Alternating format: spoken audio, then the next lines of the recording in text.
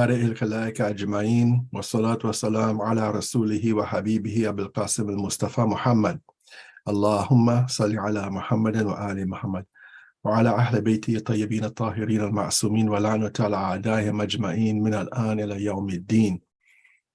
السلام عليك يا أبا عبد الله والأرواح التي حلت بفنائك. عليك مني سلام الله أبدا ما بقيت وبقي الليل والنهار.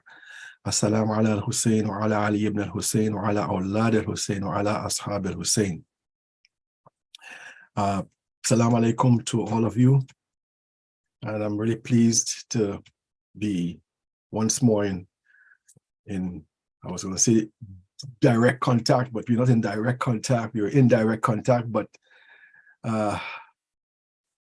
it's a little better than not being in contact at all. So I'm really pleased to be once more in contact with my brothers and sisters in Australia, and to be delivering this. I think, one of the reasons why I chose this topic was because the spiritual implications of Kabbalah is not often very extensively approached as giving us hints and guidance with respect to spiritual practice. And so we are talking about on the occasion of اربعین, which is the 40th day after the martyrdom of Imam Hussein alayhi salam. We'll explore today the significance of 40 as a unit or a measure, if one can call it that, in terms of achieving a spiritual realization. There's a very beautiful and well-known hadith by Imam Hassan al-Askari alayhi salam, where he says, Alamatul Iman Khamsun,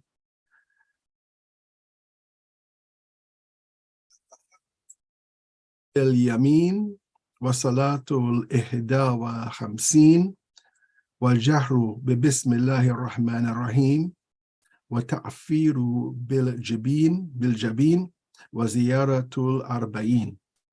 It says the signs of Iman, and when the Imam mentions Imam, they either mean Iman in the generic sense of the word, as you would say in English, faith or belief. But Iman also is a code word or another word for the Shia, or for Shiaism. So the mu'min, when many of them talk about the mu'min, they could either mean the mu'min from the generic sense of the word, meaning the believer whose faith is paramount, and whose faith has entered their hearts. So a believer is higher than a Muslim. The Muslim is the basis for being a believer. And the other meaning, like the word Iman, the other meaning is Shia. So Imam Hassan al-Askari says the signs of Iman, or the signs of a Shia, are 5 things: wearing the ring on the right hand, or wearing a ring on the right hand, praying 51 units of prayer a day. And this 51 units of prayer is basically the sum of the obligatory prayers and the mustahab prayers, which number in total, when we include the Salatul Layl, 51 rak'ah. Saying the Bismillahir Rahmanir Rahim loudly, that is when when we are making our canonical prayers or a salah, for the first 2 rak'ah, you say the Bismillah loudly, placing the forehead on the earth while prostrating, making ziyarat to Imam Hussein on اربعین. So one of the signs of the Shia is making ziyarah to the shrine of Imam Hussein alayhi salam. And if you can't go, you make the ziyarah in your home by reciting the ziyarat of Imam Hussein alayhi salam. Now, what is the significance of 40? The significance of 40 is basically a numerical unit for a spiritual practice which is done to bring one closer to Allah subhanahu wa ta'ala. That's what 40 is. It is not always something that is done. It is also a state that you get into, or the soul gets into, after particular practices that last for 40 days. And there are many hadith that refer to this. For example, there's a hadith by the Holy Prophet sallallahu alaihi wa alihi, Man akhlasa lillahi arba'ina sabahan dhaharat yanabi'ul hikmati min qalbihi ala lisanih. He says, whoever makes himself sincere for Allah for 40 days, the fountains of wisdom will emerge from his heart emerge from his heart onto his tongue. So later on, we'll unpack this idea of sincerity. But basically, what it means is if you do a spiritual practice for 60 days, for 40 days, the nature of the spiritual practice could be very personal, or it could be a prescription for the realization of a particular spiritual state. As we mentioned before, 40 does not always have to be some kind of practice. It could be the time it takes to emerge into a higher state. And so you have in a hadith Qudsi by the Holy Prophet sallallahu alaihi wa alihi, where he says that Allah said, I kneaded the clay of Adam with my 2 hands for 40 days. Okay, so here you have a situation where Adam alayhi salam is not yet conscious, and Allah is making Adam. He's making Adam. And this is something that takes place for 40 days. The readiness of the clay, the processes carried out on the clay, it's something that takes place for 40 days. And after that 40 days, Adam alayhi salam completed a realm of possibilities during this period. It is said that his bodily form lay between Mecca and Medina for 40 years, receiving the rain of God's mercy until it became capable of attaching to the sacred spirit, or the Ruh al-Qudsiyya. And so we have another application of 40, which is that when Adam was already now ready in the body, that bodily form remained between Mecca and Medina for 40 years, and the rain of God fell upon that body until it became capable, the body became capable of being attached to the sacred spirit, okay, where he became, as they would say, ensouled. Now, in the Hadith Qudsi, it says that Allah kneaded the clay of Adam with his two hands. Now, what do we mean by two hands? By two hands does not mean that Allah has two hands swinging at his side. Okay. What it does indicate is that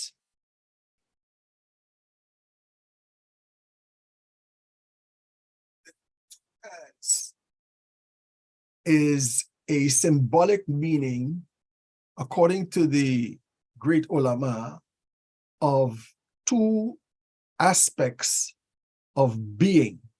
Two aspects of being. The right hand is symbolic of that aspect, that power that is sublime and positive. Okay. And the left hand is related to Allah creating things that are not as sublime, like this material world, for example, and is negative. And when we say negative, we don't necessarily mean bad, okay? We mean not having the same spiritual infusion, not having the same spiritual reality, you know, on a sort of a lower level, okay, which would indicate there our physical potential. Another way of looking at this is how this two hands are spoken about when it says in other hadith that Allah created the angels with his right hand and created the jinn with his left hand. So the angels are very pure, sublime, the spiritual realities that are very powerful and are completely subservient to Allah subhanahu wa ta'ala. The jinn, on the other hand, are material creatures. You know, don't think some people make the mistake of thinking a jinn is a spiritual being. A jinn is not a spiritual being. A jinn is a material being, but it's made of a subtle substance, you know, a refined material substance, which the Quran refers to as smokeless fire. Now, in terms of their material being, a jinn is superior to a human being in its material being. The jinn is not restricted by the limitations of this physical world. So a jinn could go through your wall, a jinn could get into your body, for example. You know, a jinn could move faster than anything in this physical world. And so, but a jinn is an energetic being. That's why you call it smokeless fire. It's an energetic being. And so Allah created these two entities, one on the right and one on the left, one with the right hand and one with the left hand. And so Allah is creating the human being both with the right hand and the left. Now, what this means that a human being, in terms of the human constitution, has in itself both, or in itself, has both the spiritual world, the high spiritual world of the angels in their spirit, in that human being's soul. And it also has on the left side a body that is driven by things like desires and physical limitations. And so therefore the human being is much more complete than the angels and the jinn, because the human being has in him or herself the entire cosmos, the entire created world, and all aspects of it within that human being. So the two hands means the maximum power, the diffusion of mercy and existential perfection, which is what the human being is created of. We also see that the number 40 is mentioned a number of times in the Holy Quran. One very significant example is the meeting with God on the mountain. And in the Holy Quran, it says, وَإِذْ وَعَدْنَا مُوسَى اربعین لَيْلَةً. And remember when we appointed with Musa 40 nights. So after those 40 nights, Hazrat Musa alayhi salam is now complete in his messengership, because at the end of that, he is given the revelation by Allah subhanahu wa ta'ala. Imam Baqir alayhi salam is reported to have said, indeed, a servant is at ease until he reaches 40 years. And when he reaches 40 years, Allah reveals to his two angels, truly, I have given my servant a lifetime, so be harsh and severe on him and record and write all his actions, be that major or minor, abundant or little. So the age of 40 is the age of maturity in Islam. At that point, by the age 40, one is taken very seriously, because you're supposed to have formed yourself. You're supposed to have developed yourself to that point where now you are no longer in the state of ignorance or the passion of youth and things like that. And so the judgment of Allah on that person from then on becomes much more severe. So 40 is the entrance into a state. It could be on one level a unit of practice, or on the other level the entrance into a state.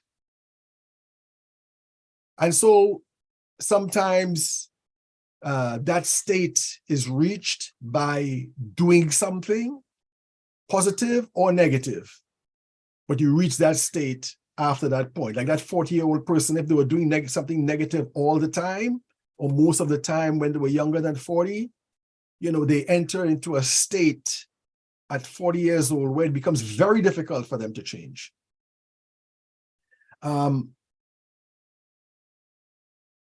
so, for example, you have another hadith by Imam Baqir alayhi salam. He says that if one backbites another Muslim man or woman, Allah will not accept his prayer for 40 days and nights unless that person that you had backbited forgives him.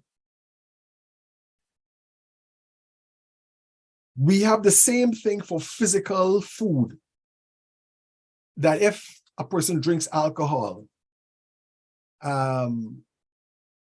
or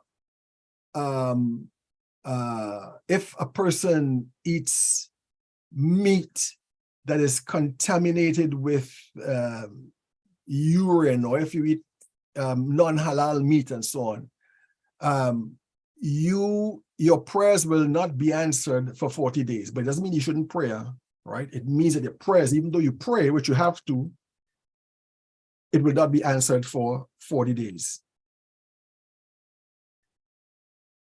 In a letter from Imam Mahdi, Ajalallah Ta'ala Farajahu Sharif, our Imam says, when a believer dies, if 40 men from among the believers attend his funeral and say, "O Allah, truly we know not of this person anything except good, and you know better than we do," then Allah subhanahu wa ta'ala says, "Truly I have carried out your testimony and have pardoned him of what I know and what you do not know." And so this is a good thing for us to keep in mind, that when somebody has passed away, it's very important to attend their funeral and ask Allah for forgiveness, because that asking of Allah for forgiveness will make a difference in that person's destiny after death. And then we have also the flood of Noah that lasted for 40 days. And we have, so many ahadith and so many verses of Quran that continue to mention these 40 days. Now, there's an interesting saying in the Islamic culture, and it's not clear whether this is a hadith or not, but the significance of this particular saying is very, very telling in terms of the importance of 40, where it says, "Whoever reaches 40 years old and has not taken up a cane is a sinner." Somebody who gets to 40 years old and doesn't start walking with a cane is a sinner.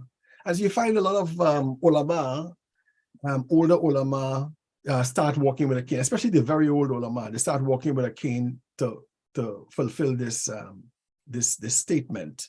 However, from the point of view of the Urafa, this means something very deep.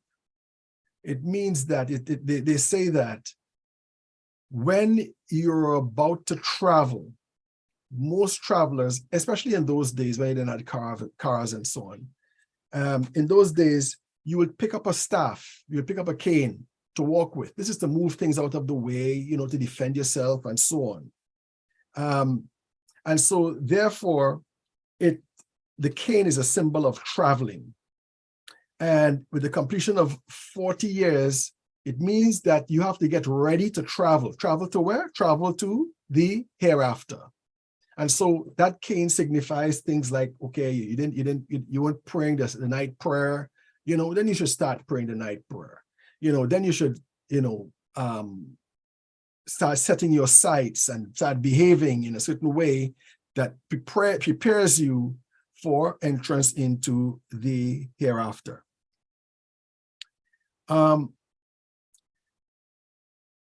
One very interesting hadith by the Holy Prophet sallallahu alaihi wasallam. He says that, from Imam Bakr alayhi salam in Al-Kafi. He has a very beautiful statement where he says, one's neighbors are defined by 40 houses on each side. From the front, from the back, from the right, and from the left. So really, basically, it means the four sides of the compass, but it's sort of in relation to where you're standing. That your neighbors are classified as those people who live 40 houses, up to 40 houses away from you, in that environment, 40 houses away from you on all sides. Now, again, as we have seen, a lot of these ahadith have an external meaning and an internal meaning, and they are complementary to each other. The outward meaning is your responsibility to your neighbors. It's very important that these hadith that talk about your responsibility to your neighbors doesn't specify your responsibility to your Muslim neighbors. Okay, it means neighbors in a collective sense. You're living among non-Muslims, your neighbors still are your neighbors. And it's very important for us to recognize the right of our neighbors. And when you do this, what you end up doing is creating a good impression on Islam, and you have good relationships with people, so that if, for example, they needed help in something, they would think of coming to you first. A lot of people think that, to bring people into Islam, you have to sort of argue with them about Tawheed and whether the Bible is corrupted or it's not, and so forth and so on. And we see so many hadith that talk about people converting by the behavior of Muslims towards them.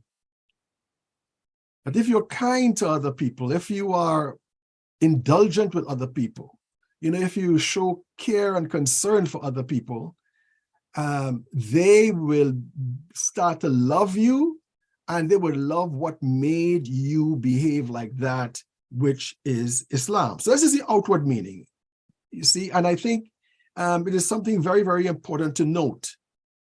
I remember when I just moved into this neighborhood where I live here in London, Christmas time came around. There were no Muslims living around here. There's probably one Muslim family that was around here. I think there still is one Muslim family around here. But I haven't seen them for a while, so they might have moved or something. But Christmas comes around and my family, I was away, my family decided to give chocolates to everybody on the street. So they made these little bags of chocolate, and they went across to everybody on the street. Didn't matter who they were, telling them Merry Christmas and give them a chocolate. It's not, if any of you guys are Salafi, you might have a problem with this, okay? Because somebody might say, oh well, Christmas is a pagan celebration and blah, blah, blah, blah, blah, blah, blah. And it might have had pagan roots. I mean, the Christmas tree still has a certain kind of paganism attached to it. But most people in the West right now are not really concerned about that.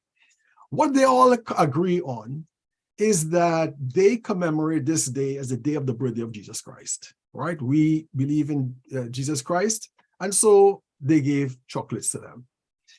And the next day I get up to go to work, and oh man, you should see everybody is giving me salams. I didn't give them any chocolates, but they knew that there's only one black family on this block, and this is how they treated them. And it made a game changer. We were strangers before, and now we are not. And then they could ask questions, why are children wear hijab, and so forth and so on. You explain, and oh yes, all right, and that type of thing. Okay. So that's the outward meaning of the neighbor aspect. The inward aspect of neighbors revolves around the four directions. And the sages of Islam, they say these four directions are the four powers of the soul, the four faculties of the soul. They say that the soul has four faculties or four powers. The first one is the qudratul aqliya, okay, the intellectual soul, okay, the intellectual soul. And when we say intellectual, we do not mean it in a scholarly sense or an educational sense. The intellect is that faculty that everyone has to be able to instinctively distinguish right from wrong. This is what the intellect is called. The intellect also is the only faculty a human has where through which they can know God, And you think about it, for example, if a lot of you guys might have attended Islamic Sunday school, or maybe even some Hausa courses and so forth. How do we theologically prove the existence of God? Well, we use an intellectual proof, meaning an abstract argument. Okay, the intellect is the ability to abstract things. And when we say abstract things, get the sort of a subtle meaning out of something. I take, for example, numbers, right? We don't see number 1 represented in outward reality. We don't see this.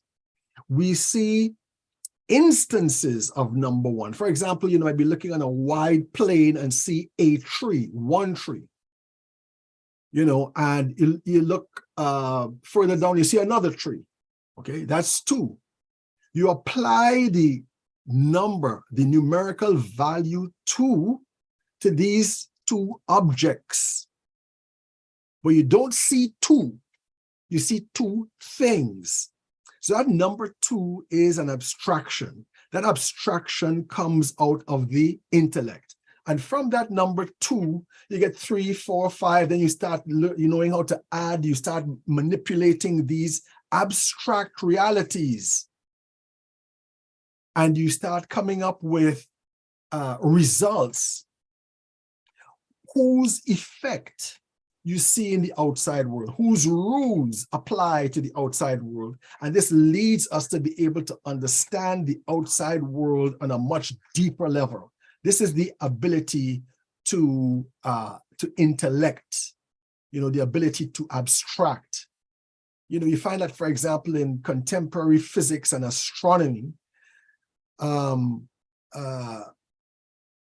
celestial phenomena that defy observation, like, for example, black holes, like even the concept of a multiverse,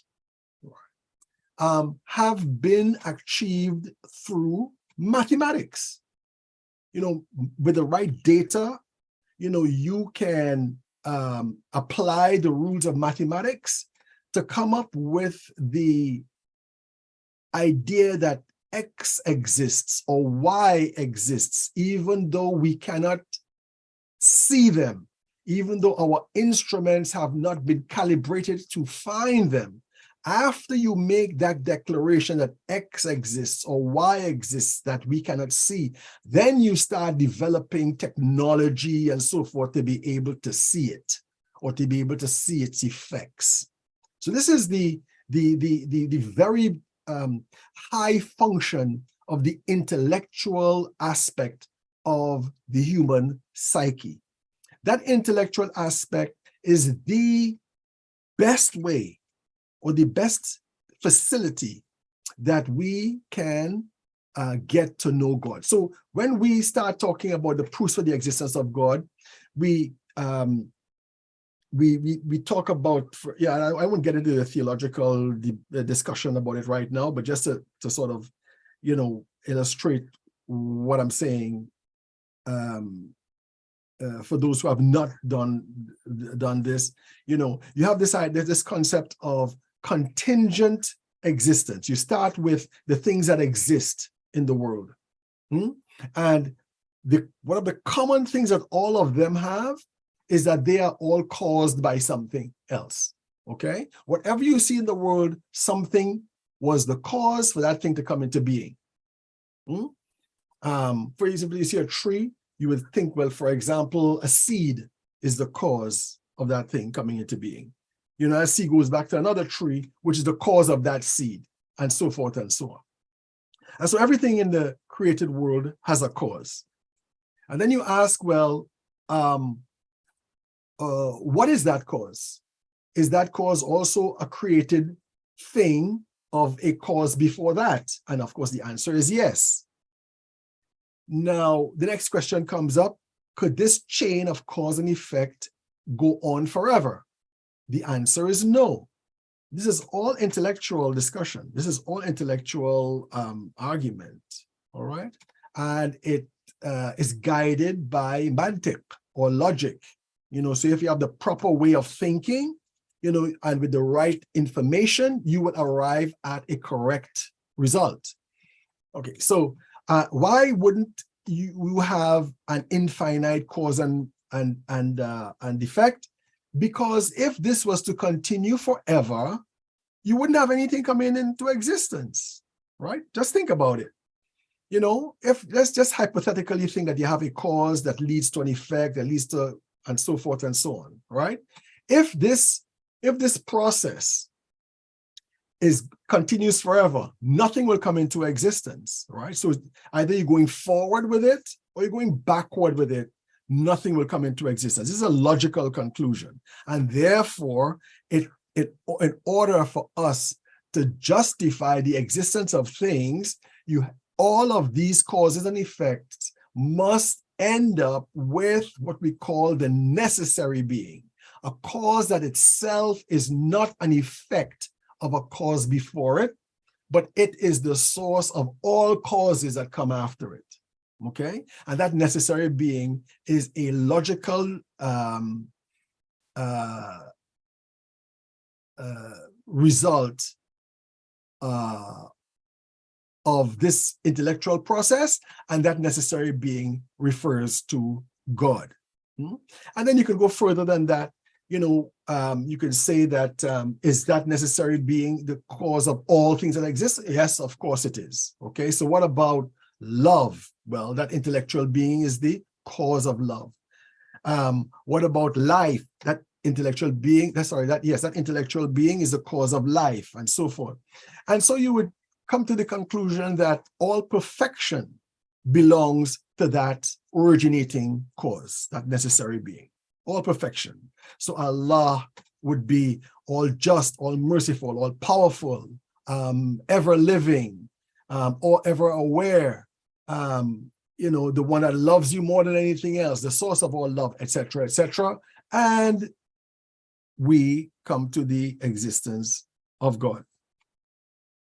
And so they say that the intellectual faculty is one of the first one of the faculties of the soul.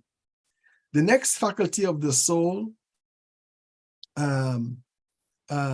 is Qudratul Wahmiya, okay? The faculty of the imagination, or the imaginative faculty. Now, what is the imaginative faculty? The imaginative faculty is that when you experience something, when you see something, you make judgments about that thing. You make judgments about that thing based upon your experience and your knowledge, whether that knowledge is a correct knowledge or an incorrect knowledge. And I want to give you an example of the wahm.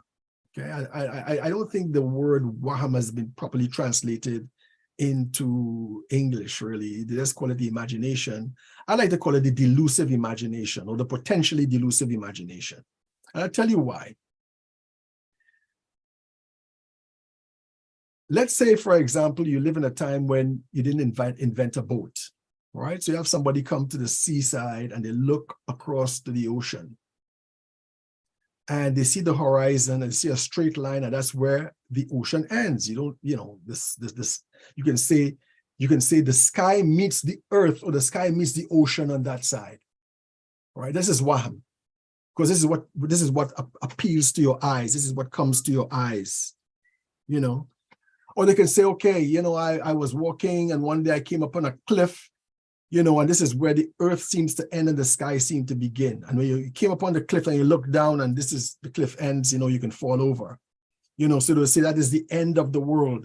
If you take if you get to that point on the horizon, you might fall off. This is the wahm. This is based upon what they see. And then later on, for example, somebody takes a boat and they go over that line, and then they come back and you realize that, well, no, that line is not that. Contemporary science is actually a means whereby you, how should I say, assume that whatever scientific theory exists could possibly be something wahmi. Okay, could be something imaginative in a delusive sense, which does not reflect the reality. And so you'd find that in classical physics, Newtonian physics, for example, And also in the times of the Greeks, they would look at, let's say, a material thing, or even like something immaterial like the wind. And they would say, okay, a material thing is made up of parts, of course. And so therefore, and this is where the Waham starts to operate, you take that as a rule. And therefore they say, well, in our imagination, we can break down a material thing to its smallest component. And they assume that is material as well, because this is what they have experienced. And this smallest material thing is called an atom. And it means that you cannot divide the atom any smaller. That's the problem. It's the smallest thing that one can define. But later on, when one is investigating material types of reactions and relationships and so forth, you start realizing that this idea cannot explain certain other phenomena. And therefore, you have to come up with another idea, right? You have to come up with another imaginative explanation. And so, you develop a system where you can split the atom. And in splitting the atom, you start realizing that now the smallest parts of atoms, are no longer physical. In fact, they behave in a very ambiguous way. Sometimes they behave as a wave, sometimes, which is completely unphysical, right? A wave is just a sort of a manifestation of force, of force. And sometimes they behave as a particle, but even as a particle does not conform to the classical idea of physicality, and so this is why you have in modern science, you have this concept of the changing paradigms, where your understanding of the world becomes greater and greater by taking into consideration the fact that whatever scientific conclusion you might have come upon would have based upon an incorrect observation or a superficial observation of outward reality. So this is the intellect, the power of the intellect, and the power of the Waham, sorry. The power of the Waham is this. Now where the Waham also becomes very problematic in human relationships is if, for example, if somebody gossiped to me about Dawood, okay, and told me Dawood is such a bad person and kills so many people and so on, which is not true. When I see Dawood, I might be afraid of Dawood. Why? Because I imagine Dawood to be something other than who he is. Okay, so this is what the Waham is all about. Then the Qudratul Shahwiya, okay, the Qudratul Shahwiya, the faculty of the desires.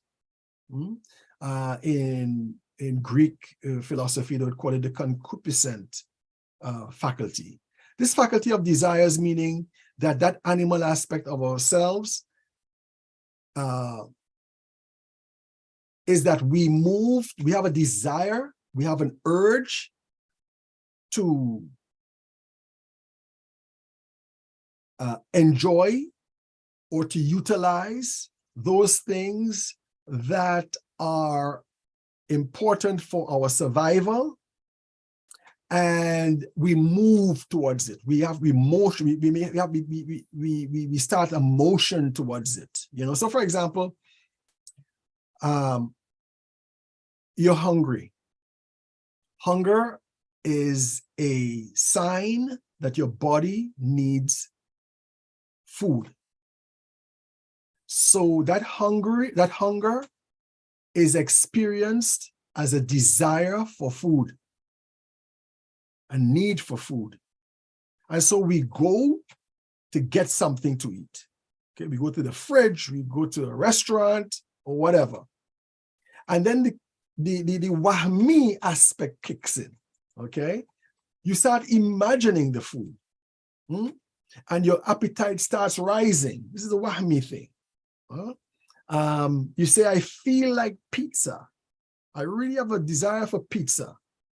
Pregnant women, for example, they have a desire for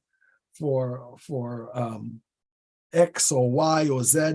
Okay, this is the Qudratul Shahwiya.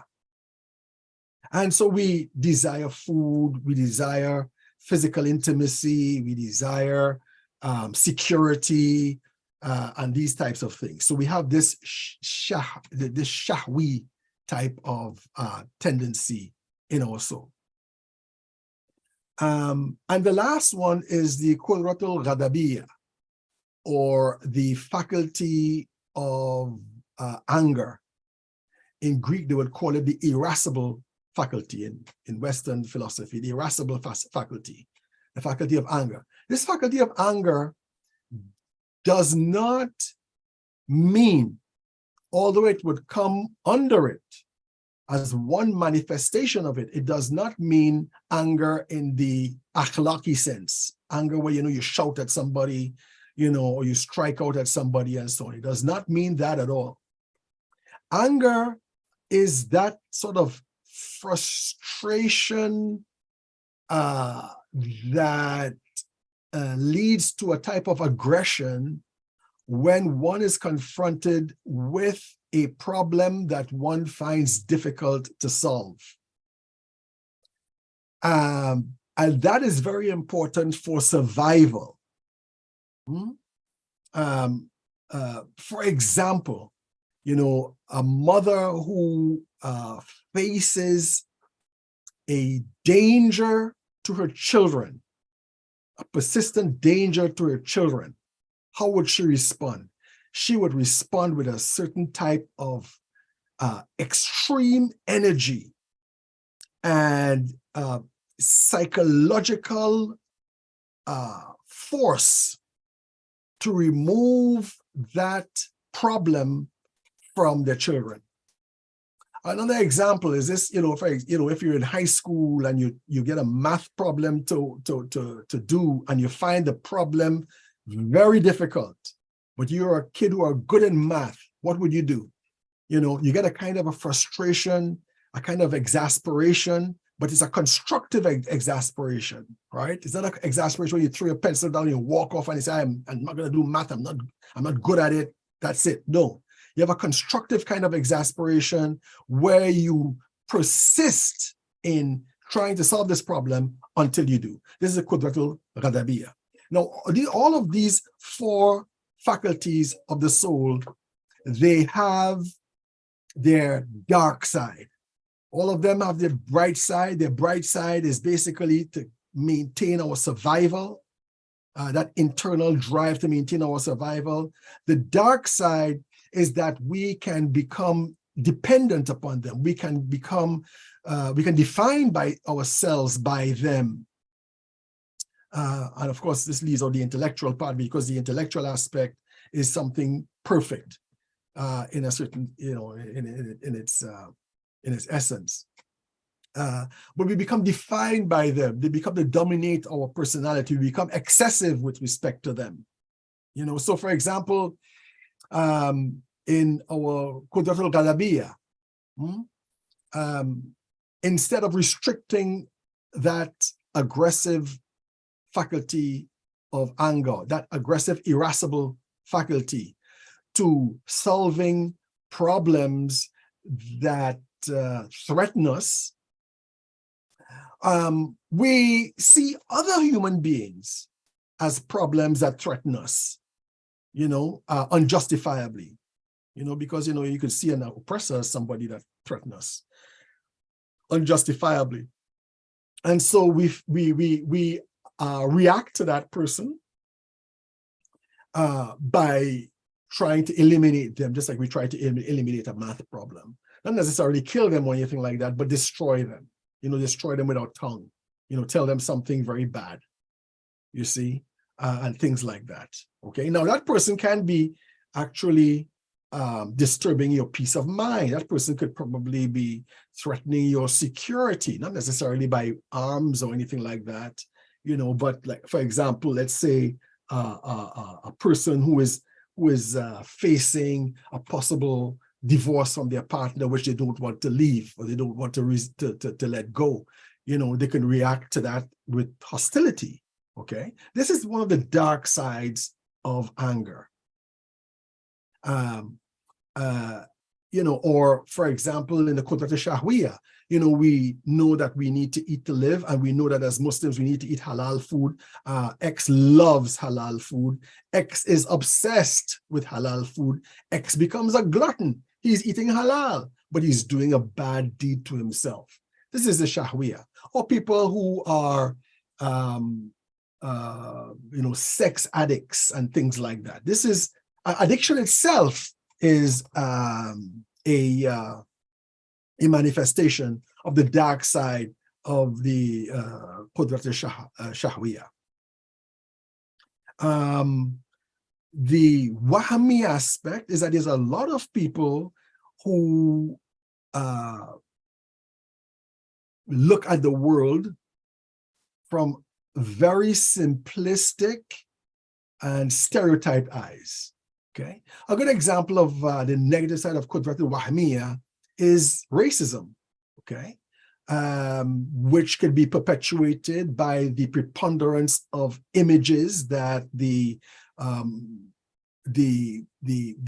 ruling groups in our society perpetuate for us to, let's say, discriminate against people who don't look like us. You find that when it comes to things like LGBTQ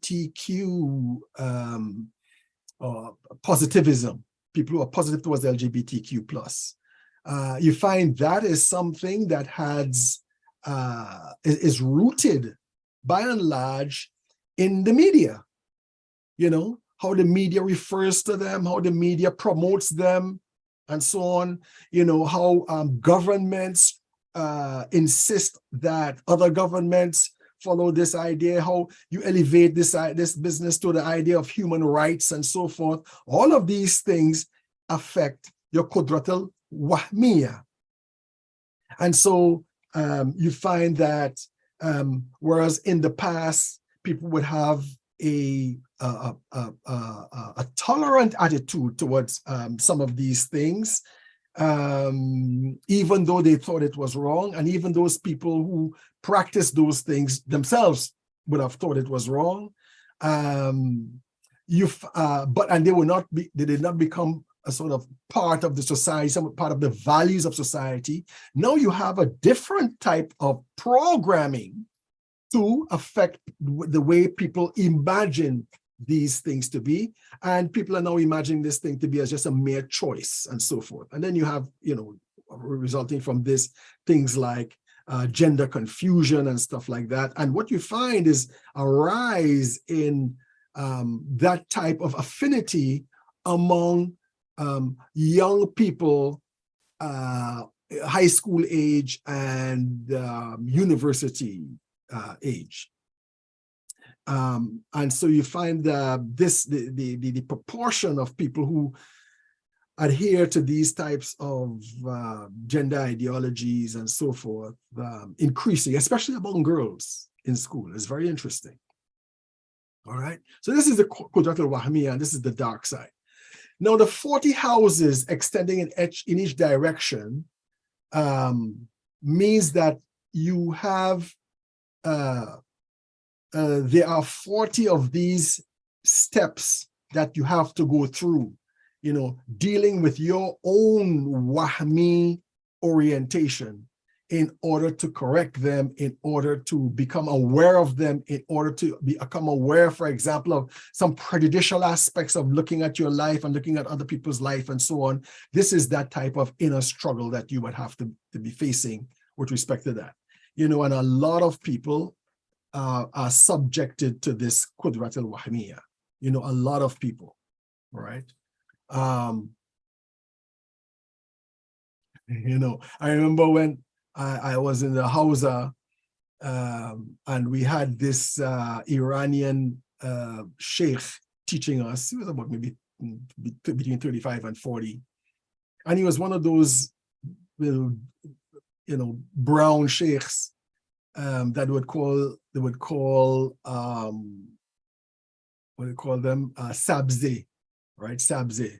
We would translate that into English as olive-skinned, very dark guy, right?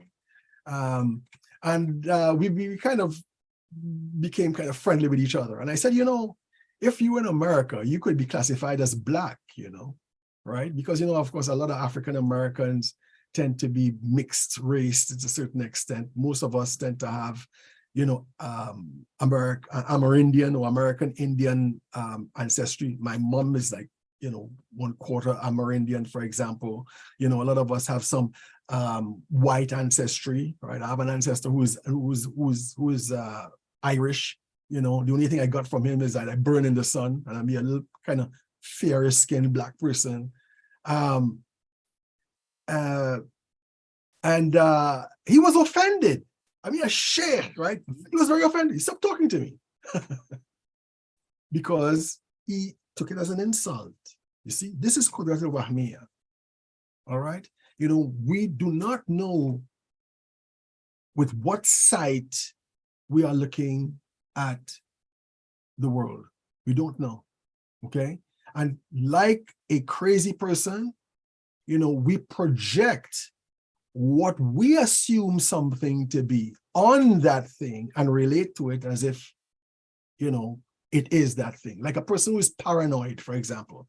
A person who is paranoid would look at a stranger in a room as a threat when that person is not a threat. That's a mental issue. Okay? And so this is the aspect of the Qudrat al-Wahmiya. With respect to the original hadith that I had mentioned, whoever makes himself sincere for Allah for 40 days, the fountains of wisdom would emerge from his heart onto his tongue. What it means by sincere, makes himself sincere, is that sincerity has two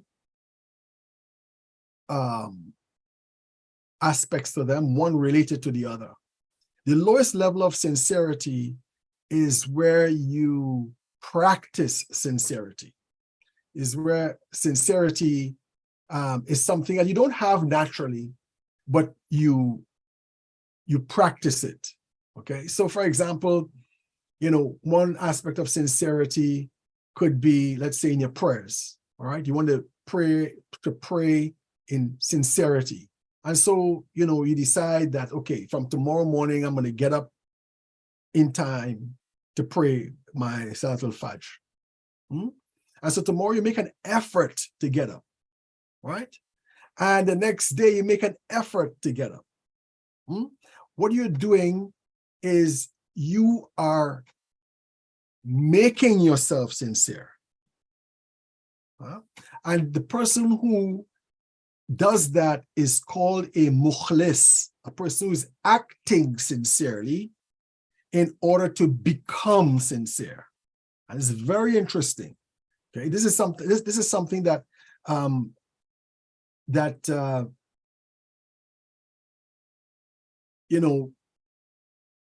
should I put it? A lot of human practices of self-development. This is what happens. Because after you keep practicing getting up in the morning for Fajr, after a while you automatically get up in time for Fajr, even if it didn't set your alarm clock. All right. Now you have entered the realm of sincerity in praying your Fajr prayer. Okay. It is now ingrained in you. We call it malaka, something ingrained in you through practice. This is why, for example, in martial arts, and boxing and so forth, you go through these solo exercises and so forth. Why?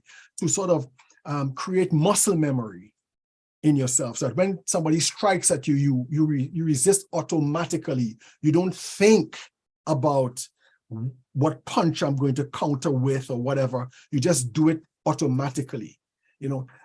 This type of person would be called mukhlas.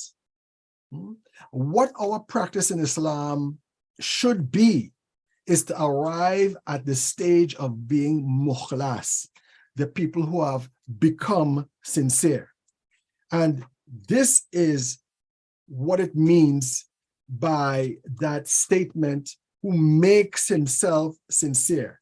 That in doing this practice over 40 days, that practice should become ingrained in you. If it doesn't, you do it for another 40 days and so on until it does. And so you arrive at what we call a maqam. A maqam meaning a state where you cannot descend from. So most of us, for example, have become so used to praying our prayers 5 times a day, it is unthinkable for us not to pray 5 times a day. We have arrived at a maqam. Opposite to that is, not really opposite, but a lower level of it, which is not a maqam, it is what you call a hall, right? A hall is a state of spiritual realization or spiritual bliss that you experience that you might not be able to experience again.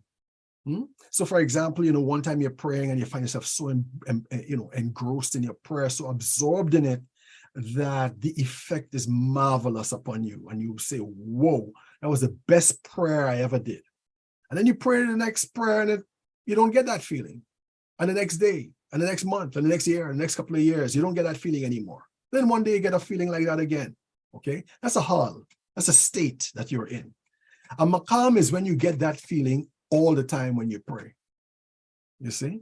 And so this is the whole idea of 40. So the idea of 40 has a very significant role to play in achieving spiritual perfection.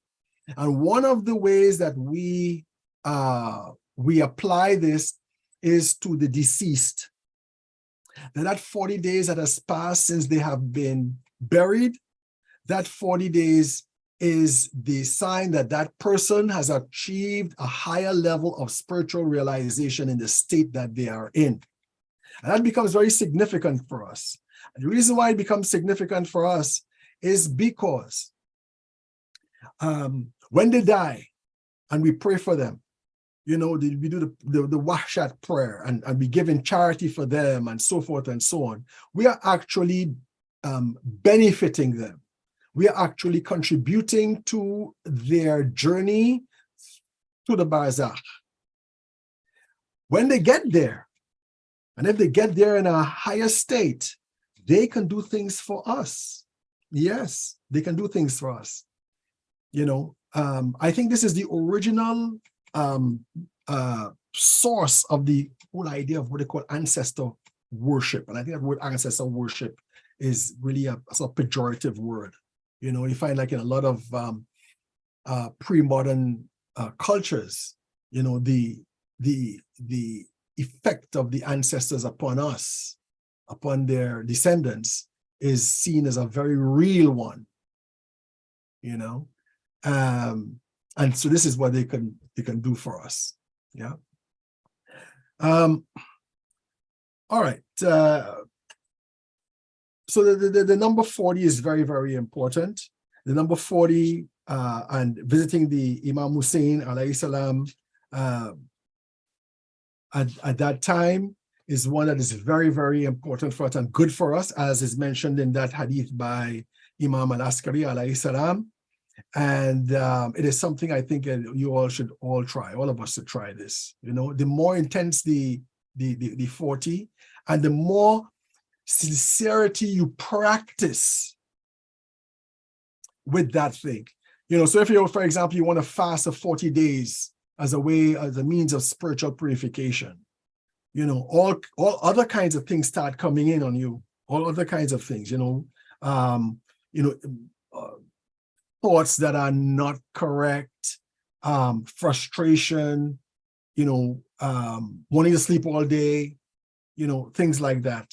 And so you struggle with this in that ikhlas, inshallah, you get an experience, you get a state where, as it says, you will, what knowledge is in your heart flows from your tongue. And when we say the heart, we don't mean the physical heart, we mean the center of our being. And the center of our being is something that is not physical. Okay. So I'd like to end here, and I'd just like to mention something about the martyrdom of Imam Hussein alayhi salam, that we should keep in mind. So Imam Hussein alayhi salam is now alone. His back is broken. Hazrat Abbas has been killed. And this is why he says his back is broken. And so it is said that, Imam Hussein would attack the enemy, and they would flee away from him like sheep running away from wolves. And it's not only that they are afraid of the martial skills of the Imam, but all of them are afraid of killing him.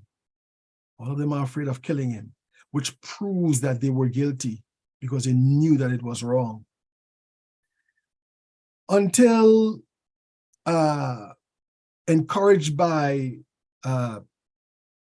Shimram and Umar Saad and so forth, they start attacking him from afar. They start showering arrows at him.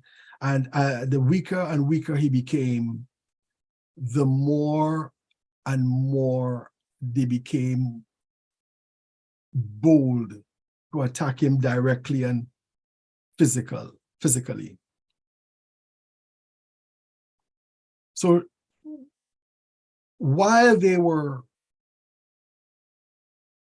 afraid to attack him, Shem shouted to them and says, "Woe unto all of you, why are you hesitating with this man? May your mothers weep over you. Kill him." And then the Imam was attacked from every direction. In Tariq al-Tabari, they say that his left hand was struck by a blow from Zur'a ibn Sharik al-Tamimi, and then he was struck on the shoulder, and he fell, and he was trying to rise. It is said that his body was so covered by arrows, it was like a porcupine. And while he was on the ground in that state,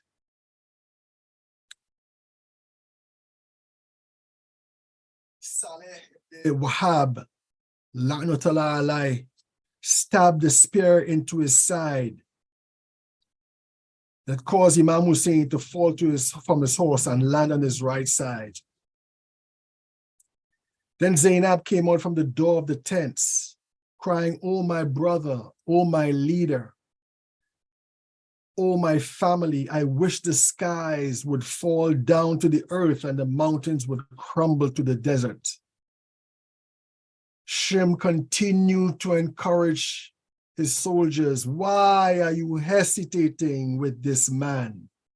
And they attacked him from every direction. Hussein was struck and fell, and then somebody struck him while he was on the ground on his sacred neck, causing him to fall. And he was exhausted, and he's trying to stand and rise. Then Sinan ibn Anas, Lanota Alai, stabbed him through his collarbone, then removed his spear and stabbed him in the rib cage. Sinan also shot an arrow which lodged at the base of the throat. The Imam fell to the ground and sat up and removed the arrow from his throat. He placed his palms at his neck, and every time they were filled with blood, and he would wipe his hands over his head and beard, saying, "I shall meet God in this manner, with my hair dyed with my own blood and usurped of my right." Then Umar ibn Sa'ad said to a man on his right, "Woe unto you, get down and go to Al-Hussein and finish him." Khawli ibn Yazid al-Asbahi ran to him to sever his head, but at the last moment began to tremble.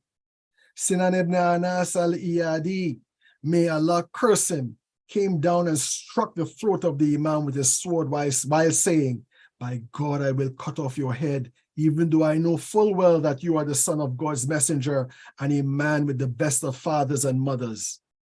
And then he severed the sacred head of Imam Hussein, alayhi salam. At that time, a violent, intensely black dust storm arose in the air. It was accompanied by a wind of red dust through which nothing could be seen. The people thought that the punishment of God had descended upon them, and it stayed like this for a time before the storm finally moved away from them. Assalamu alayka ya Aba Abdullah wa arwah allati hallat bifinaik. Alayka minni salamullahi abadan ma baqit wa baqiya al-layl wa nahar. Assalamu ala al-Hussein wa ala Ali ibn al-Hussein wa ala awlad al-Hussein wa ala ashab al-Hussein. Okay, so we are going to have a question and answer now. So if you want, you could, I don't know, raise your hand or something. I guess anyone with questions, please mention your schedule also. Yes, Assalamu alaikum. Salah. I'm Jawad from Melbourne, Australia. Thanks for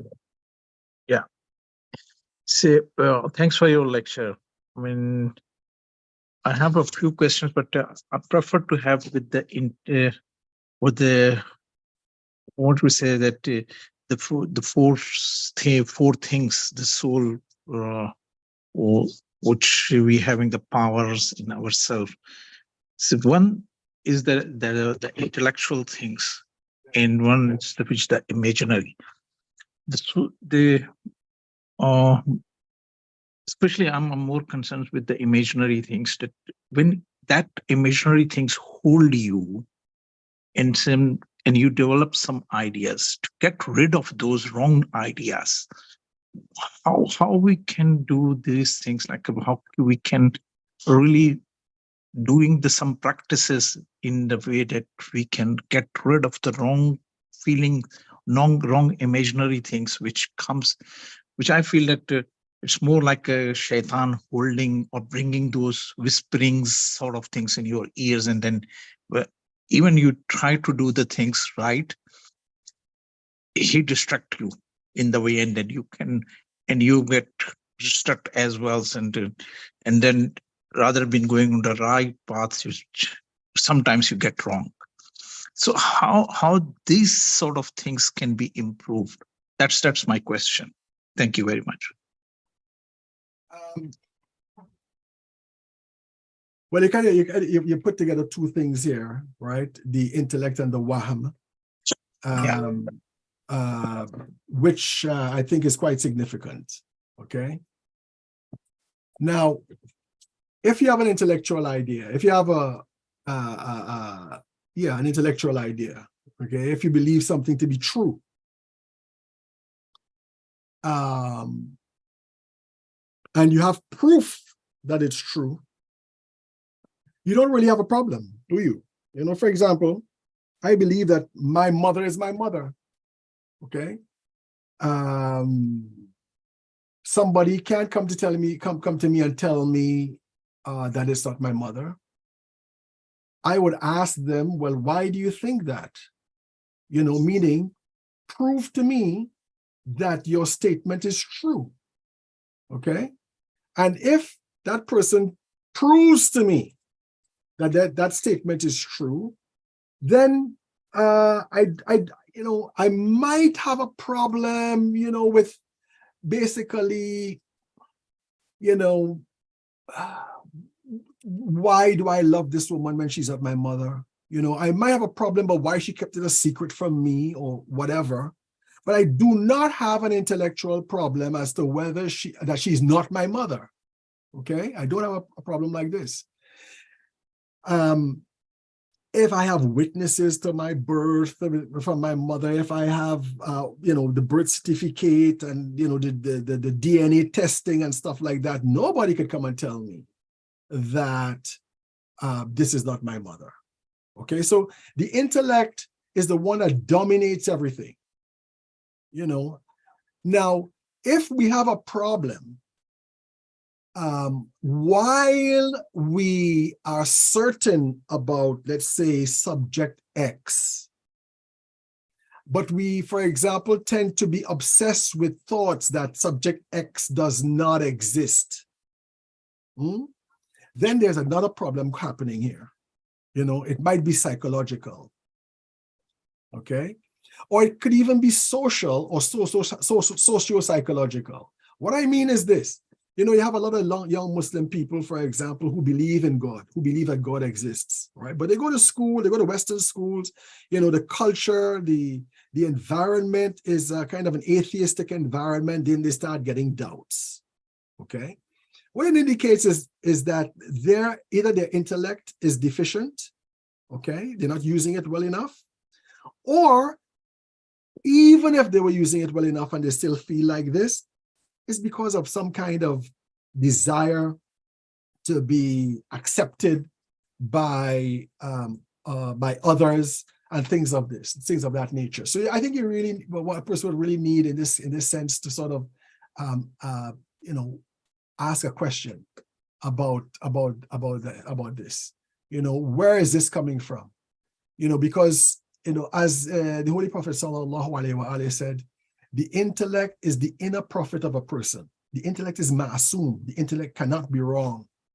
Okay? Your reasoning can be wrong, and sometimes we sort of equate our reasoning with our intellect. Correct reasoning is not wrong, but fallacious or false reasoning is wrong. So that means that you have to really go back and sort of scrutinize your intellect, what reasoning that you used, to arrive at this, and whether the reasoning was incorrect or not, or whether there's a psychological aspect to this that is not really rational at all, but just simply psychological. Good. Thanks for this. I mean, sir, I'm getting there. Okay, reasoning. So, questioning to your reasoning.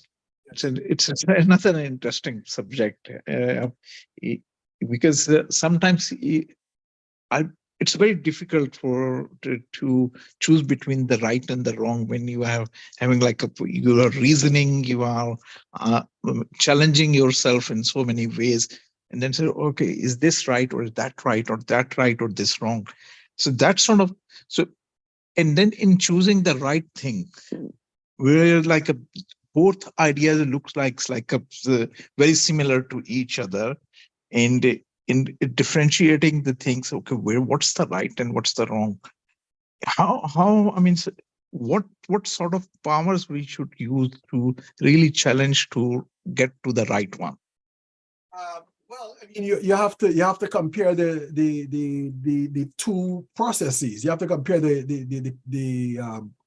the rational premises of the belief in that thing, the assertion of that thing, and you have to compare them. Just like we do in school.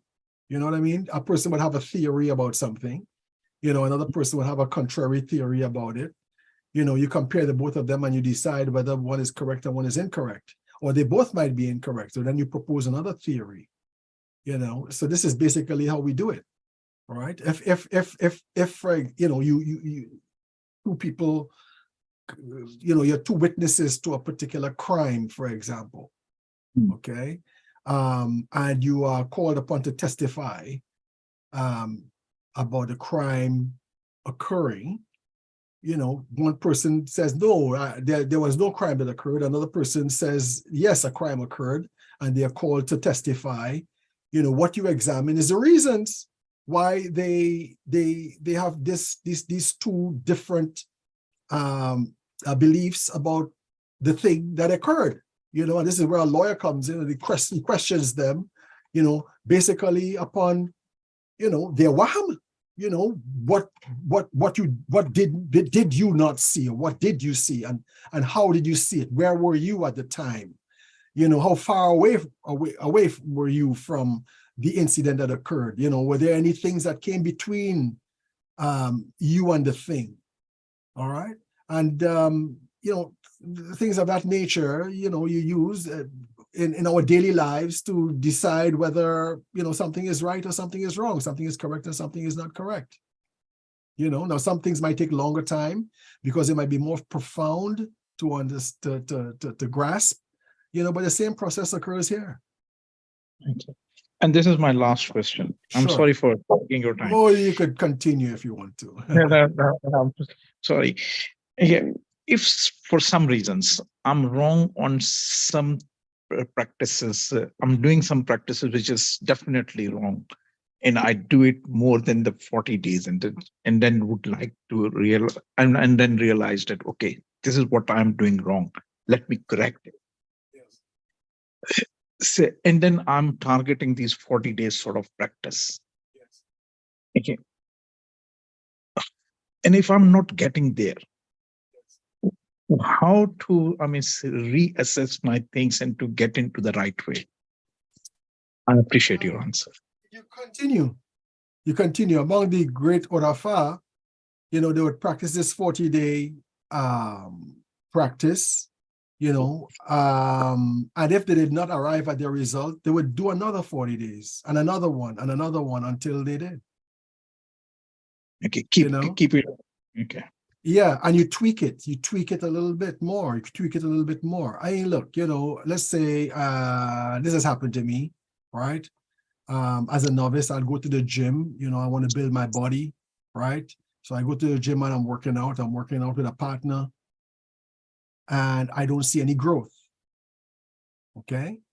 And I'm there for a couple of months, I don't see any major growth. I want to know why. Why am I not seeing major growth? And I talk to my friend, and he would say to me, what are you eating? Are you eating regularly?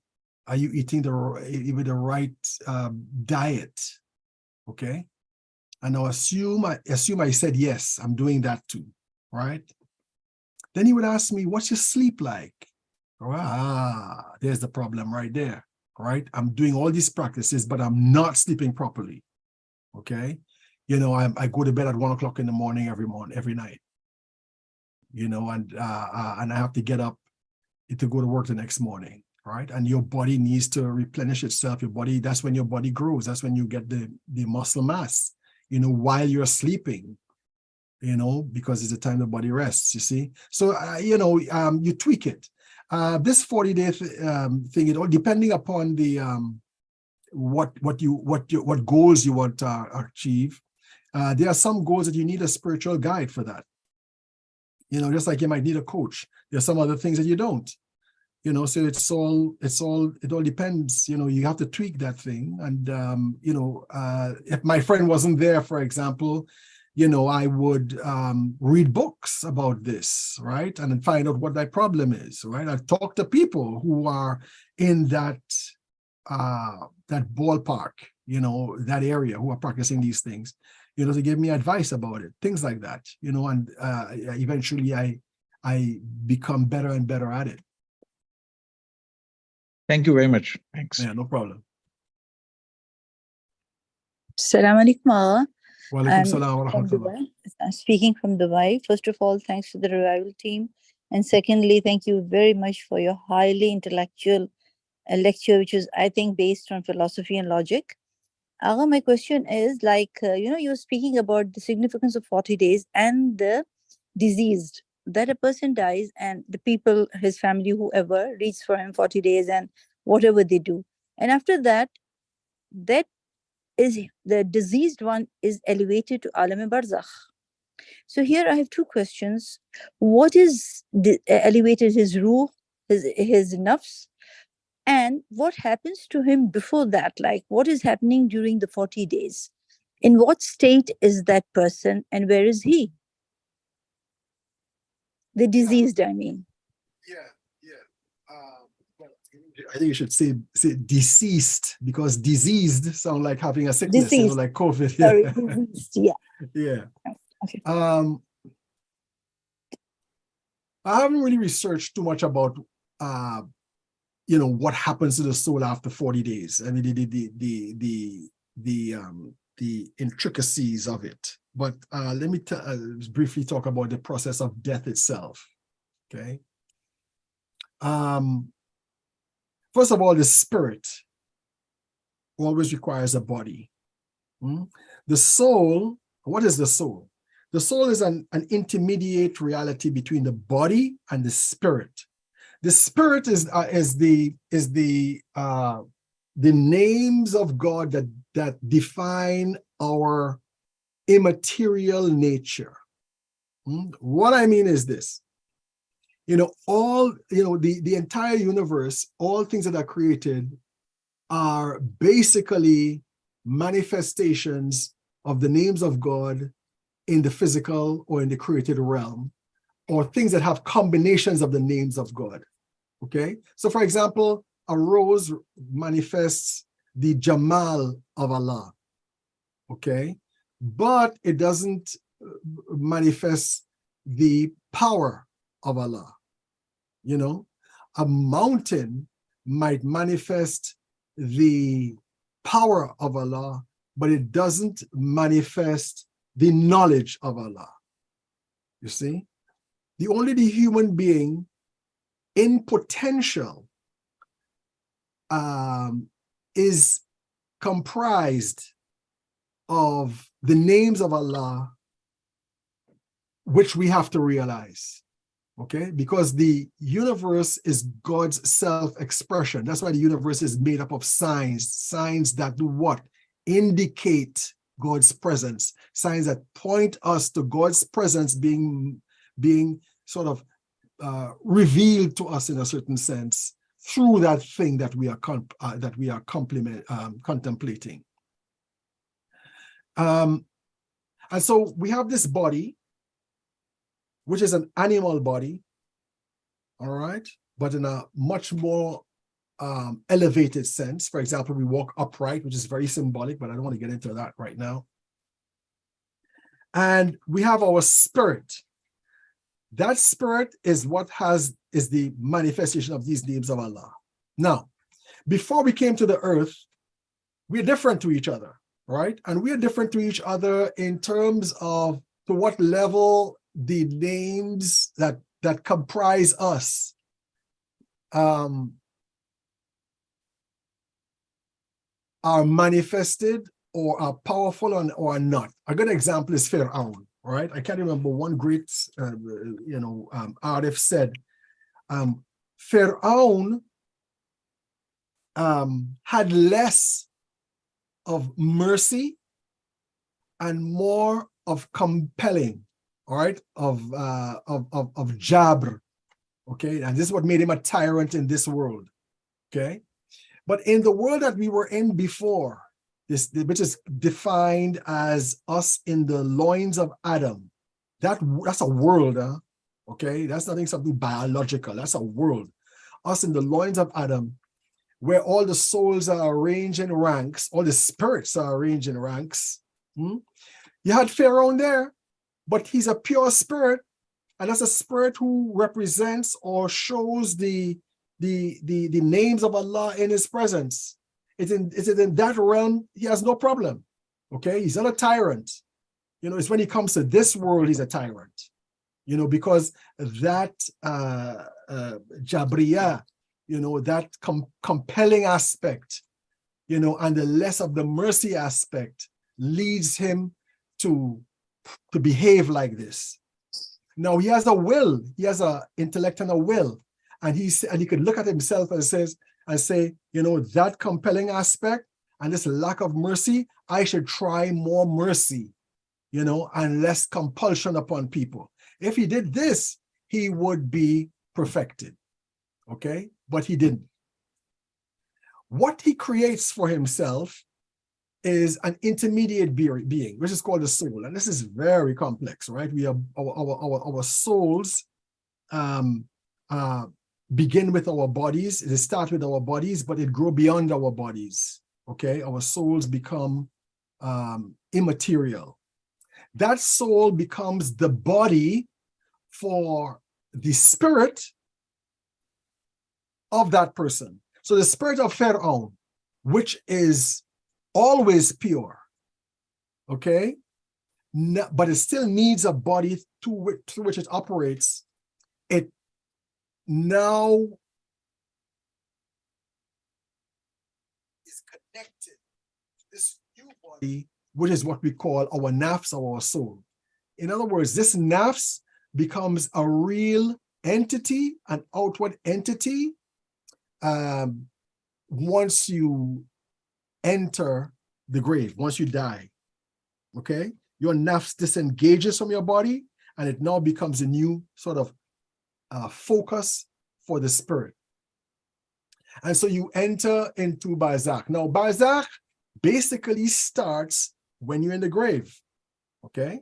Because when you're in the grave, for example, you can see the angels. That's a barzakhi function. You can't see the angels in your living state in the world, okay? You are you. You have your identity. You are aware that you have a form, okay? But you are a form without substance, meaning you're like a dream, okay? You're just like a dream, but you're real, okay? When you dream of something, you dream forms. You don't dream substance. You could dream that you're sitting under a nice coconut tree, drinking coconut water, you know, and have a nice fire going at the beach at sunset, But the fire doesn't burn your brain. The tree doesn't shoot out the top of your head. Everything is a form. They're not substance. This is the realm of the barzakh. Now, you might think of it as being ghostly or not very real and awful. But if you look at a dream, you find that your experiences in a dream are much more intense than your experience in the real world, in the physical world. You know, pain, pleasure, fear, bliss, joy, happiness. All of these things are very, very, very intense, much more intense than you have in the real world because you're in a higher reality. Now, that soul also is comprised of, its form is dependent upon what you did with yourself in this life. If you behaved very badly in this life, that soul would take a grotesque form. If you did well in this life, that soul will take a good form. And even those things that are invisible in this world, like we mentioned mathematics, for example, are visible in that world. All the things that are abstract for us in this world are entities in that world. So your good deeds, your reading of Quran, and all of these things, they take a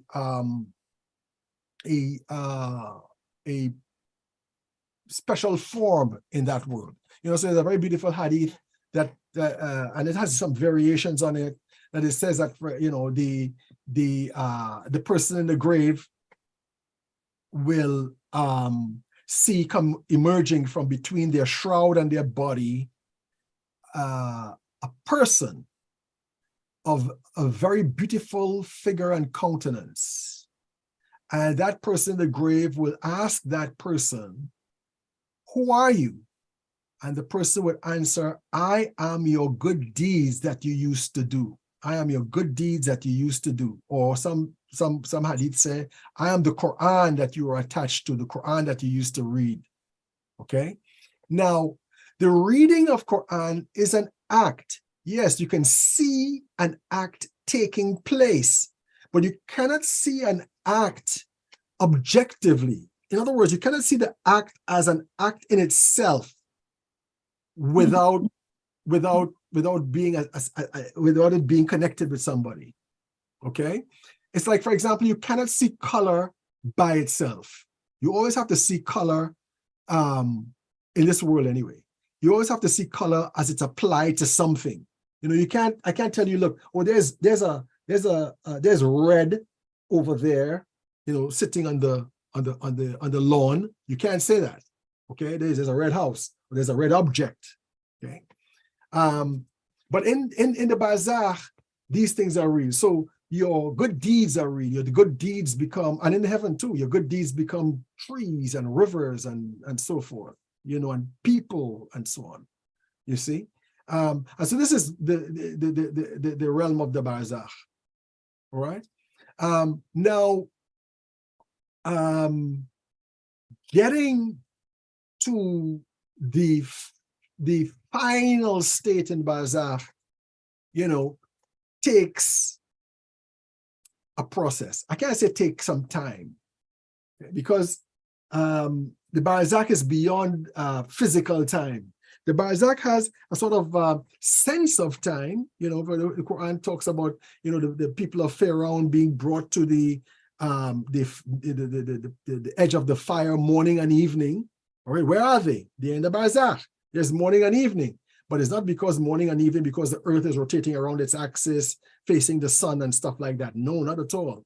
Okay, the principle of morning and evening is there. Okay, but not necessarily the physical interactions. That is not there. You see, so it does take a period.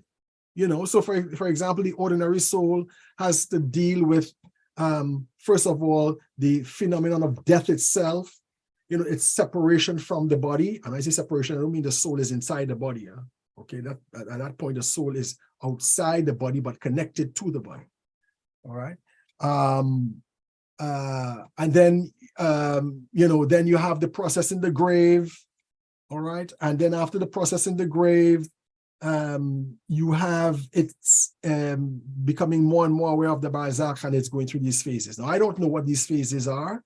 I can't talk about it, but this is basically how it happens. And after a while, a point is reached, a phase is reached, you know, where they are completely separate from the body.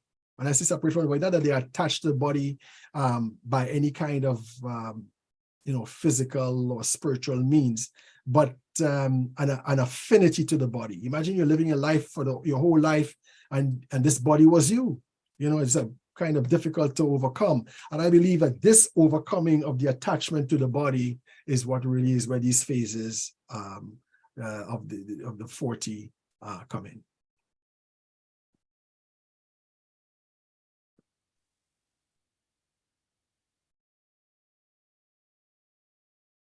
And thanks, Agha. That was quite clear. What about how can they help us then after 40 days?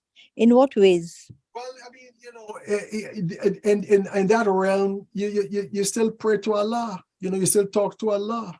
You know,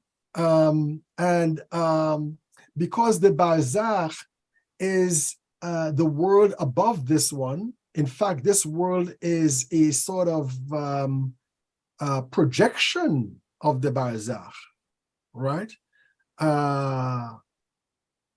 You know, whatever is done in the barzakh could affect here on earth. Okay. Let me give you a sort of an example. Okay, you know, sorcery, right, or magic. Now let's think. You know, look, when we talk about the worlds, okay, the alameen, we're not talking about how should I say, numerically defined worlds. You know, when we say there are 7 heavens, okay, it's true that there are 7 heavens, but not necessarily 7 in the numerical sense. Okay, 7 could mean in mysticism and a very infinite amount, You know, 7 can mean maybe categories of these different heavens, not necessarily that there are only 7 heavens. Okay, take for example, between this world and the imaginal world. This is what they call the barzakh, the imaginal world. Okay, this is the world before this one. If you want to think about creation as being an emanation, as something that is flowing from God, it occurs on different levels. Okay, so you have, like, for example, the first heaven, and this first heaven generates, in a sense, casting a shadow, you know, which creates the earth of that first heaven. That earth of that first heaven becomes the second heaven that generates an earth of that heaven, you see, which is the third heaven for an earth that it creates, it generates as its shadow for the fourth heaven, and so forth and so on, until you reach the last earth, which is no heaven to anything, which is this physical world. Okay, so you have this this whole level of phases and different states between this world and the next. Okay, one higher world, a world higher than this one, is what we call the psychic world. Okay, the psychic world. And this is a world that jinn could operate in, okay, and humans can operate in, okay? And it's a higher world than this one, okay? It doesn't reach the barzakhi level yet, right? The barzakh is a little higher than this, okay? And it is in this world that people do sorcery. It's this world that do magic on people and mess them up and stuff like that, okay? And they do this with imagination and so forth. What I'm just trying to show you is that activity on that level affects what is happening on the level below. Now, in the imaginal world, which we encounter as the barzakh, it is a world of form and no substance. Okay, a world of form and no substance. So everything that exists in this world exists in that world as a form, not as a substance. In this world, it is made out of matter. In that world, it is not. You know, so trees come from that world. You know, that world has trees. Okay, but it doesn't have like physical trees. It has formal trees, trees in form. When we say form, we don't just mean shape, however. We mean form in terms of definition as well, okay? So when you ask, what is a tree? What is the idea of a tree? Okay, that is the form that that tree will take in that particular realm, okay? And that realm dominates this realm. That realm was the heaven that generated this earth, yeah? And so when you get to that particular heaven,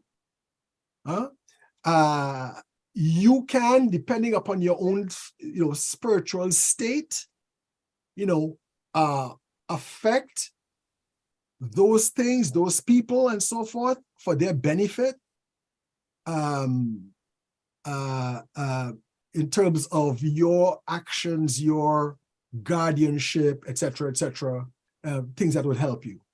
Okay, I want to give you an example.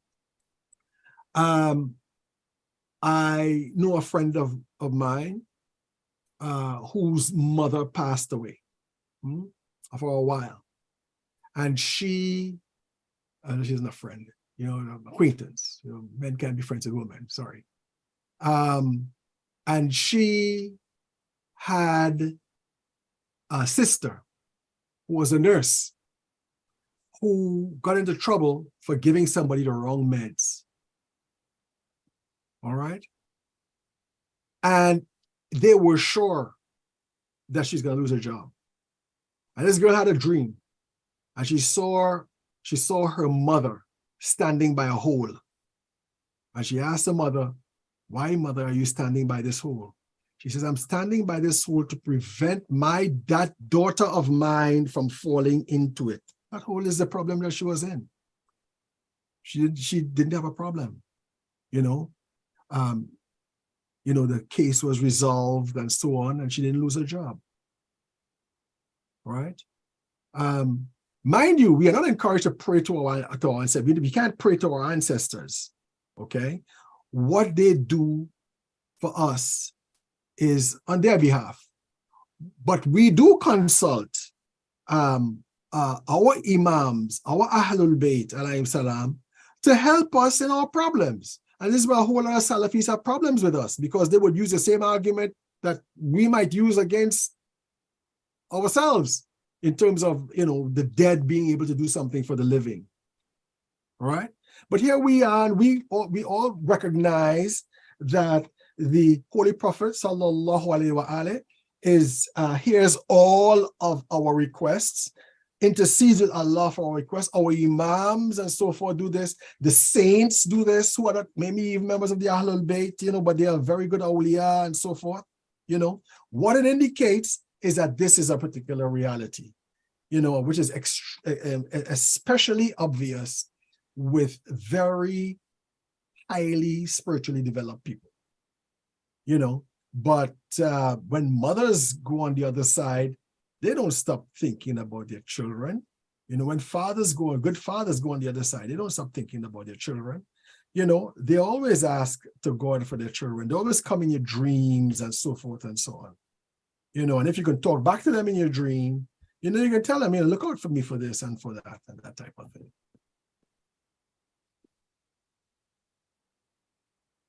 Salam alaikum. Wa alaikum salam. Calling from London. Nice Oh, to my hear home from you, sister. Sheikh Haneef. My home sister. Yes, and I am your student also in the Hausa. I miss your Okay. classes these days. You're no longer Inshallah. teaching. Inshallah, coming to the end of September, inshallah, we'd see each other again, inshallah. Inshallah. Thank you very much. So my Who question am was I speaking to? Dr. Lali Fatima. Okay, Dr. Lali. Okay, yes. Go So ahead. my question to you was, Sheikh, already the brother has touched upon that question, the brother from Melbourne, about how you do some things for 40 days consecutively, maybe fast, wudu, and pertaining to the hadith, man akhlasa lillahi اربعین sabah. So then you don't find anything literally happening. And then you think that maybe there is some problem in my ikhlas. And also about hikmah. If you do have hikmah, how would you know? It's such a subtle thing to have hikmah, wisdom, so to say, because Allah says that man uti al hikmata yuti al khairan kasira. So how would you know that if you have gained something subtle like that, or you need to do more vigils and more? Would you know for certain that you've achieved something at the end of 40 days? Yes, you would. Right? You would. And it's a secret to us in a sense, you know, because if you check this hadith out, that person will find wisdom flowing from their tongue, flowing across their tongue from their heart. Okay? I have other versions of that hadith that says that person would find wisdom flowing from their tongue from a place they do not know. Okay? So, you know, wisdom is something that comes out of spiritual practice. Wisdom is something that comes from us controlling our nafs, our evil side. You know, wisdom comes from knowledge. I don't think you could achieve wisdom if you don't like to read or you don't like to learn. I don't think you can achieve wisdom. Okay? You know, especially in this YouTube age and that type of stuff where everybody wants to learn something, you know, visually by some kind of video or something like that. No, right? Wisdom means seeking knowledge and meditating on it. All right? Now, it's not an easy thing. It's not that, you know, you do 40 a'mal, you know, for 40 days. And mind you, the 40 days, you cannot say, I'm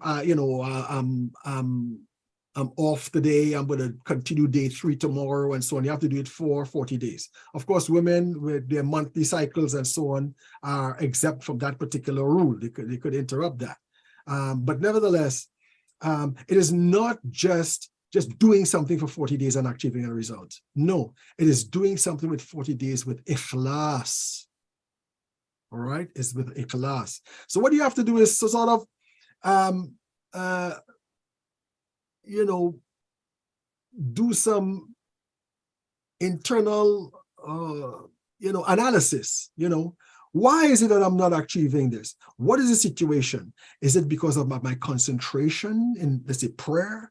Is it because in certain areas of my faith I lack, you know, knowledge? You know, it is. You know, these type of things are very, very important because this is something not for the ordinary person. This is something for somebody who is actually in the process of doing jihad al-akbar, of fighting jihad of the nafs. Okay? So maybe you could say that, you know, that 40-day thing that you want, you might need 40 days to achieve something that is a preliminary to it. Okay, so for example, I can't say that, okay, I'm going to do 40 days reading Ziyarat اربعین, Ziyarat Ashura for Imam Hussein alayhi salam when I'm not very you know, diligent with my prayers. You see what I mean, right? You can't do that. You know, you have to cover all the bases. And in fact, you know,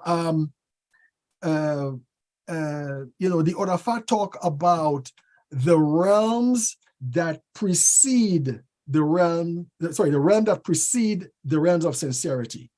Okay? The realm that precede the realm of sincerity. Okay?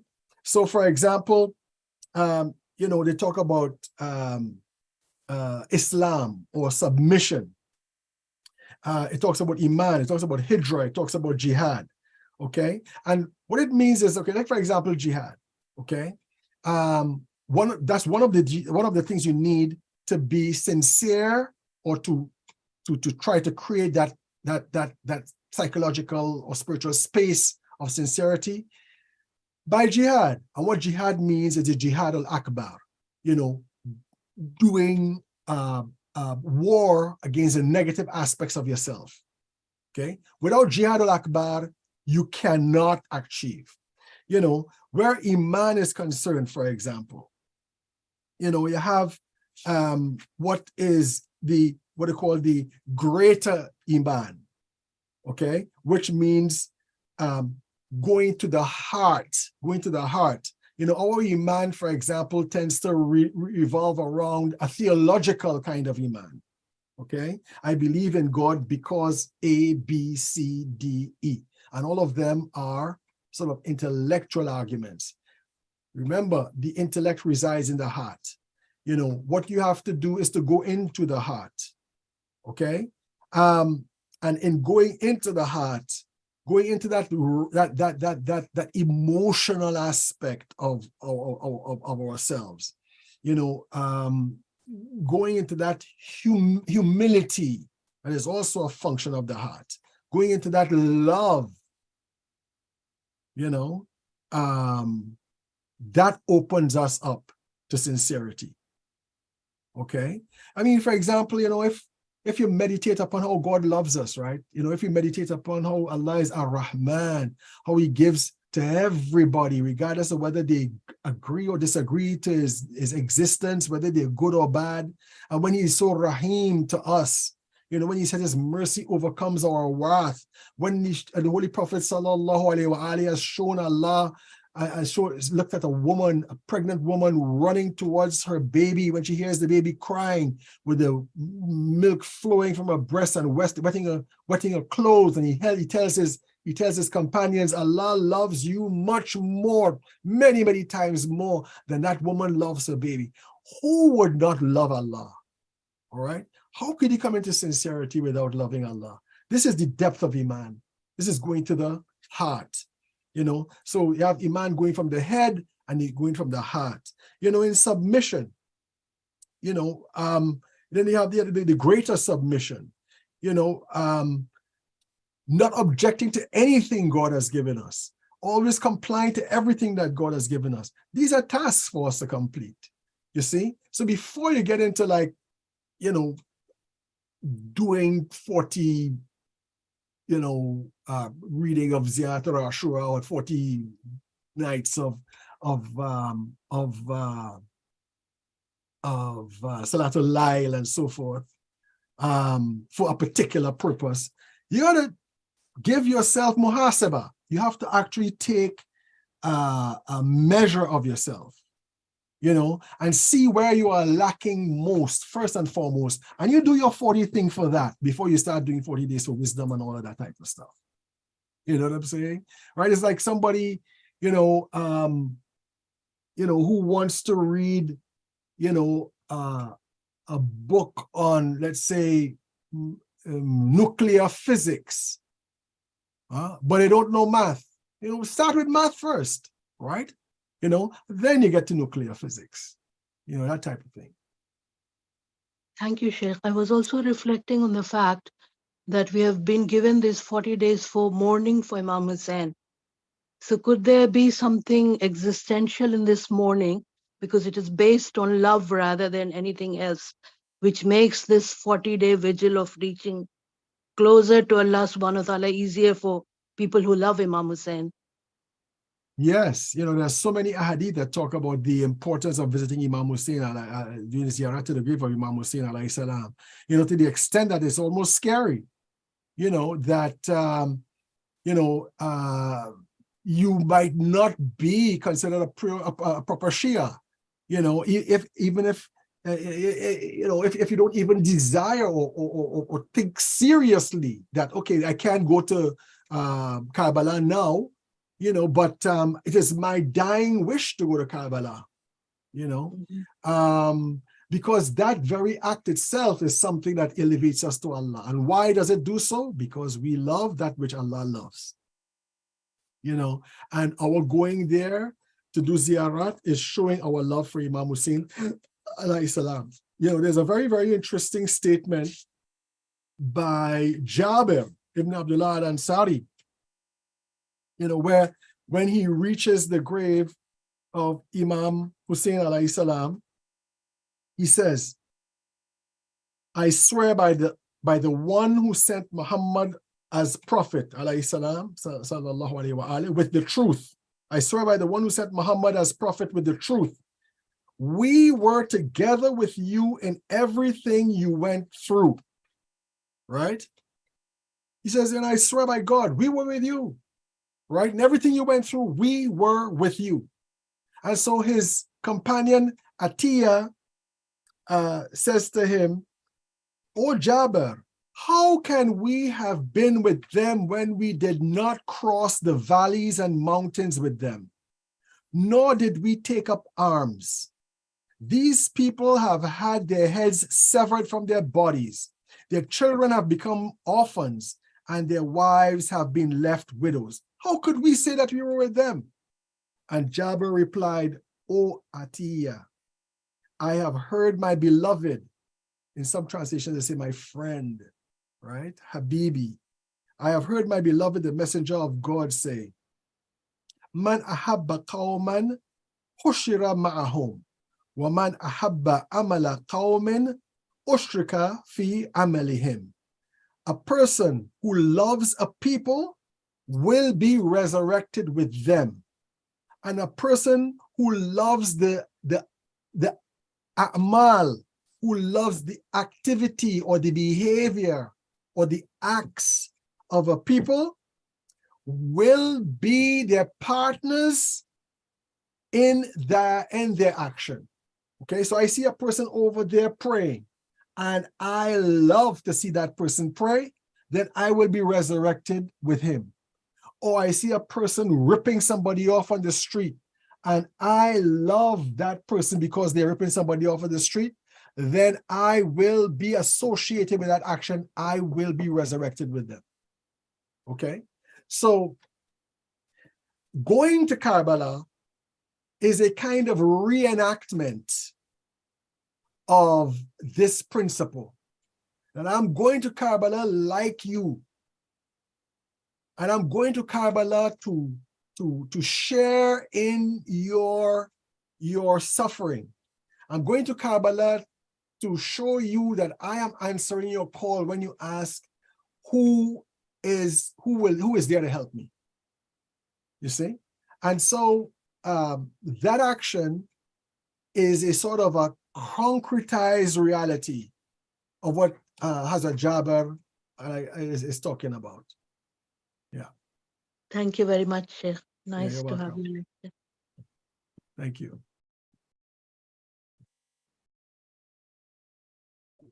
Yes, Aga, there's a question in the chat Sure. from Karachi.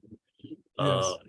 In that they're asking in Surah Ahqaf, ayat 15, who's the person Allah appointed who completed 30 months, his mother bearing him in womb and weaning him, and at the age of 40-year-old, he thanks to the Almighty Allah.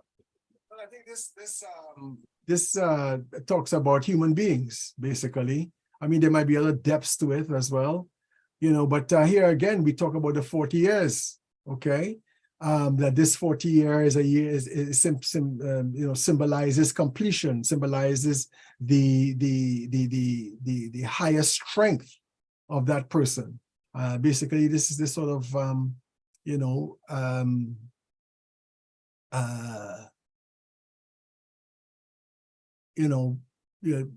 confirms what we were talking about. Yes. Okay, thank you, Sheikh. Can you please recite the dua?